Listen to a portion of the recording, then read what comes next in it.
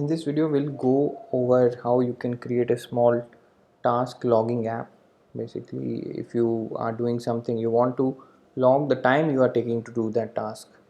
If you are a freelancer, or generally if you are working, you want to see how much time you are taking for each task, you want to manually log it. This small app you can create for yourself. I will be going through the code how you can create, and it's created using JavaScript. There is no server side attachment to it right now, and maybe in future I can create that as well. So first we'll look over a demo, then we'll go over a code, very simple code. It's around 120 lines of JavaScript and HTML. I will go through the code and explain, and then you can also implement it on your own to see. Okay, so very simple demonstration, right? Any task you are doing, working on some presentation, right? Project presentation of project something, right?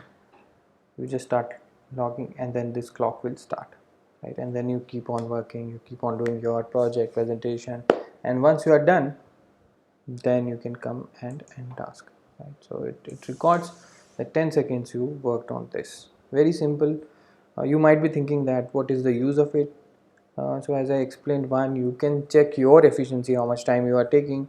Second, it also gives you a focus. When a clock is running for a task, always you are focused on the task, because the clock is running, you want to uh, take as little time as possible, right? And then also, as a freelancer, if you are charging some customers, you can also tell them that this is the time I worked on this. And in our company, the CEO or the founder had made this sort of mandatory for all the employees to use it. So basically trying to analyze how much time you are taking, right? Very simple. And then you are maybe can say working on the YouTube video, anything, right?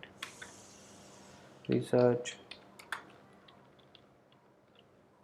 Then you can just start logging, and it will keep on logging. And there are services which are doing this, and they are giving it as a service.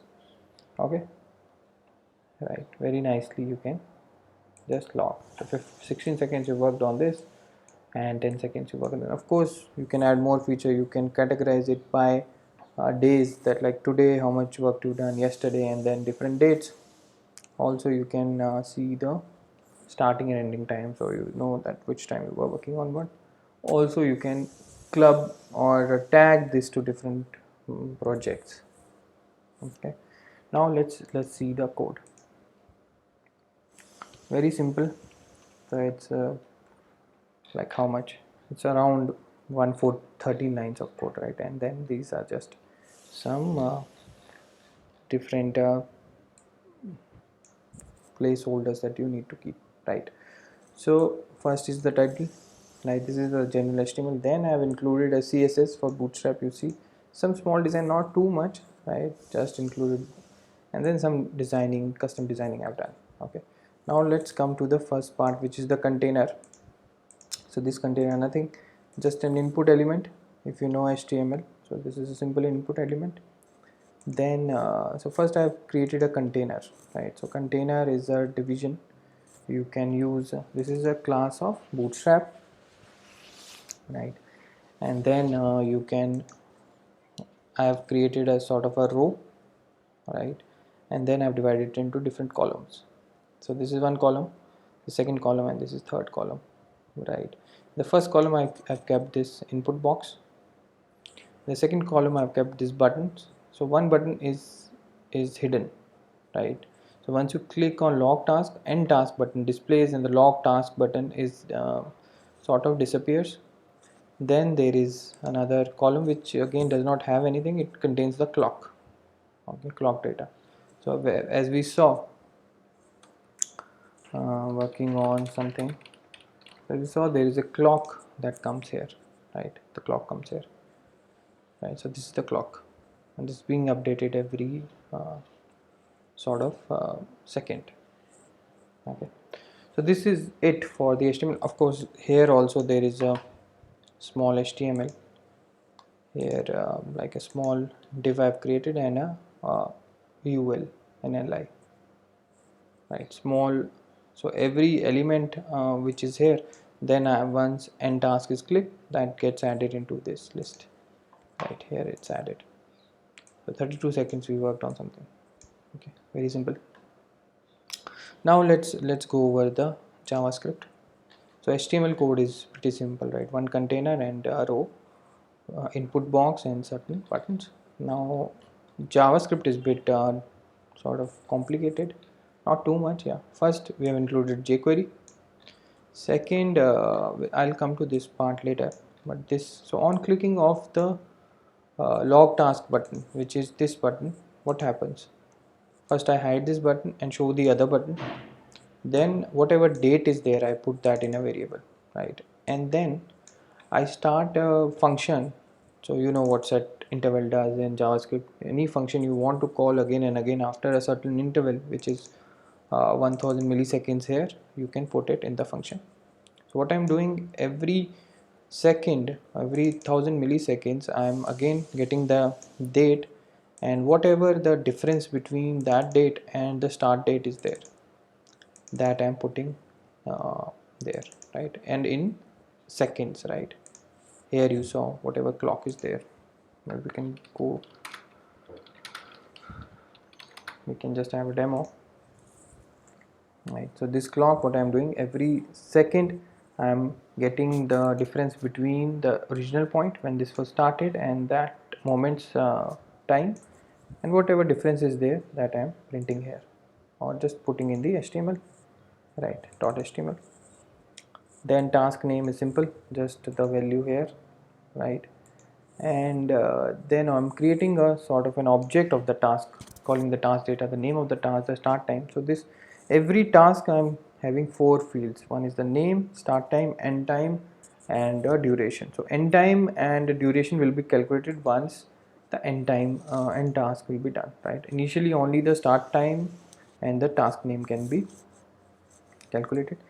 And another important thing is I'm using local storage for all this data. So this data does not go, right? Even if you search the refresh the page, this data remains, right? So I'm using persistent local storage for this, right? So what I'm doing is, in the local storage I am putting this all the task data.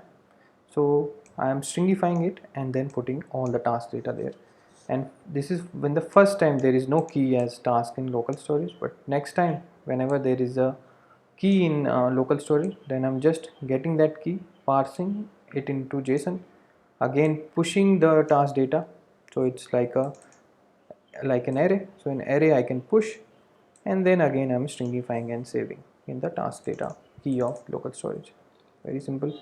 And on clicking end task, now what is happening is I'm adding the end task button, showing the log task button, again fetching the end time. So start time I fetched when the log task was clicked, and when the end task button is clicked, then I fetch the end time. Task name is same. Task list again I'm parsing it because the task would already been created, right? In start task this would have been created, but only task name and start time will be there.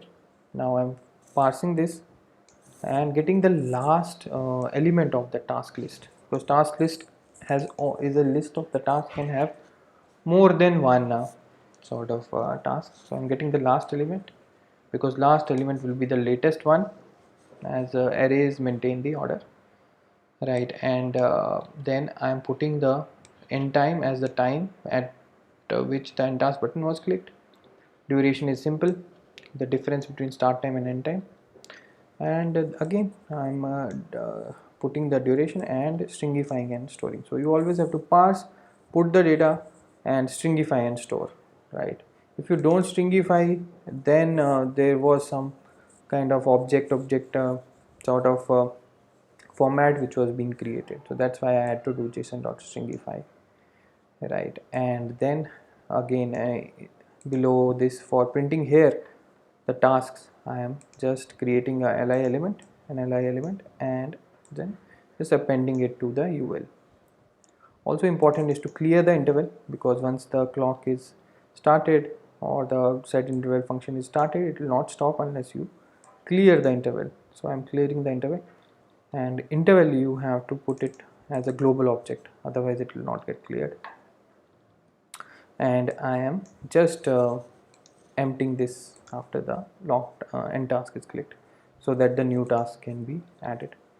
Another important function I am using is to denote the milliseconds in this format, right, where you saw uh, the clock being like 0000. So in this format, if you want to convert the milliseconds, for that I'm using this function very easily. I got this function from Stack Overflow, but again we have to understand what this does. So what this is trying to do is first calculating how many seconds are there in the milliseconds, and then calculate the remainder if I divide by 60, because say we have 100 seconds, and then that 100 seconds will be divided into 1 minute and 40 seconds, right, in this format,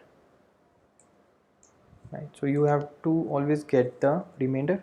Similar for minutes, similar for hours, right. This console log you can just ignore. And then if the hours are less than 10, then I'm adding a 0 in front of it. So like 1 is will be denoted by 01, not 1, right. So here you can also see, right, 1 is like 1 is 01, not 1. So that's why this is here. Similar for minutes, similar for seconds, and then I'm just returning this, right. So this is very simple code, right. Some HTML that you can write using, I'm using the Bootstrap CDN, and I'm using the jQuery CDN, and based on different events I am adding sort of creating, I'm logging the time, finding the difference between the time, and then whatever difference is there, that I am printing here. And when the end task is clicked, then again I am finding the time at which the end task is clicked, and whatever the difference between that time and the start time, that I am putting in the task dictionary. Also final, you can see how this looks, right. So this is our dictionary, the task not dictionary, the sort of the local storage dot tasks. If I do local storage dot tasks, this is what is stored, right. It's stored as a string, right. Then if we want to convert it into an array, we have to do local, like json dot parse.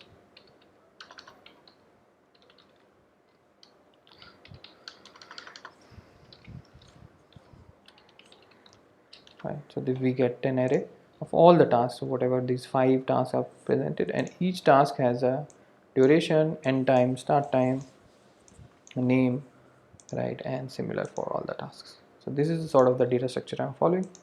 And then on load, so I told you I will not. So on load, on the first load, whenever the document is ready, then I am again just iterating through this array of the tasks, this array, and printing the value of each task, the name of the task and the duration in UL, right. And that's it, and creating that HTML and putting in the history list, right. So yeah, I will put this code in the description, right. Very simple, very useful, and you will learn a lot, right. First I will say you try to implement on your own. Don't look at the solution, like just look at the requirements which are there, and then you can, maybe you can just watch the video, and then don't, without looking at the solution, you try to implement it. And if you don't get it, then you can always come back to solution. But very nice app, right, will let you learn a lot, and you will get a lot of understanding of the concepts. Okay, so thanks a lot. Any question, let me know, and keep learning and keep moving ahead. Thank you.